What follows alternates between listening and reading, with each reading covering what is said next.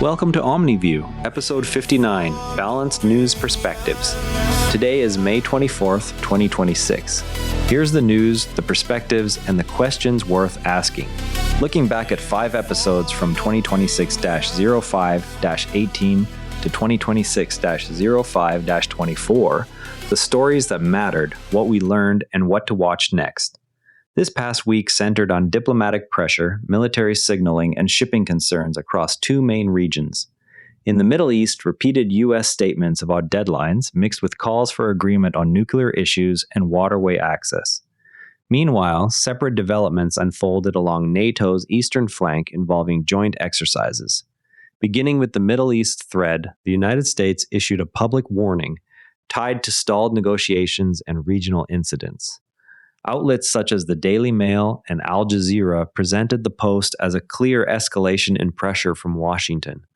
The Guardian coverage framed the warning within a broader pattern of U.S. statements that combined deadlines with calls for agreement, while noting statements from Oman and the UAE that rejected hostile acts and called for adherence to international law. Both sides agree the talks have not produced a breakthrough. They differ on whether the language strengthens leverage or narrows room for quiet diplomacy. How do public deadlines affect private negotiations in high-stakes conflicts? Later in the week, a tanker completed transit through the strait amid ongoing threats. Outlets including The Guardian frame the exchanges as continued brinkmanship that keeps regional shipping lanes under scrutiny, while noting the tanker's passage as a limited sign of operational continuity. Other coverage highlights Trump's insistence on a potential agreement as an opening that could reduce escalation risks for global energy markets. Both sides agree the tanker transit occurred. They differ on whether it signals de-escalation or merely temporary accommodation amid broader threats. How might sustained threats affect shipping insurance rates for companies using the strait?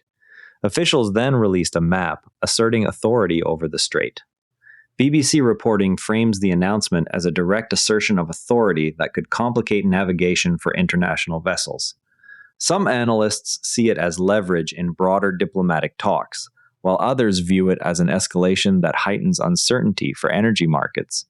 Both sides agree the strait remains a vital passage. They differ on whether the map represents a legal claim or a political signal. How might shipping companies adjust routes if oversight increases? Diplomatic exchanges on nuclear materials also advanced.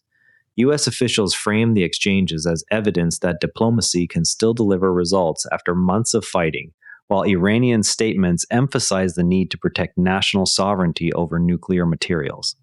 European and Asian governments watching the process stress the importance of any deal that reopens safe passage through key waterways.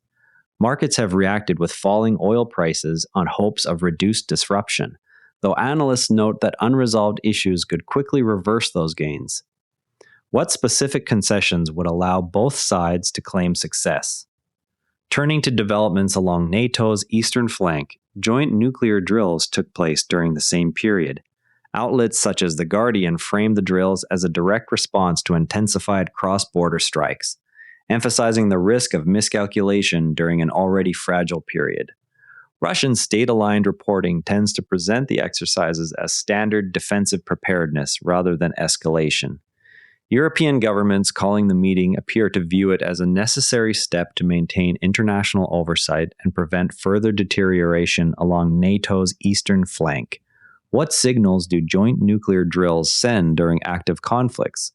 Across these stories, the most consequential development was the mix of public warnings and private diplomatic channels on nuclear and shipping issues. Markets responded with lower oil prices when talks showed movement, yet regional governments continued to issue statements rejecting escalation while urging adherence to international law. One thread to watch next week is whether any verification steps on uranium materials move forward or stall again. The practical takeaway is to track both the public statements from capitals and the quieter signals from neighboring states that often reveal where actual leverage lies. Tomorrow, watch for any fresh statements on the uranium agreement process and potential effects on strait transit. That wraps up today's Omni View. Remember, the best informed people read more than one perspective. If this show helps you do that, share it with someone who values fair coverage. See you tomorrow. This episode used AI voice synthesis of my voice. Editorial selection and analysis are my own.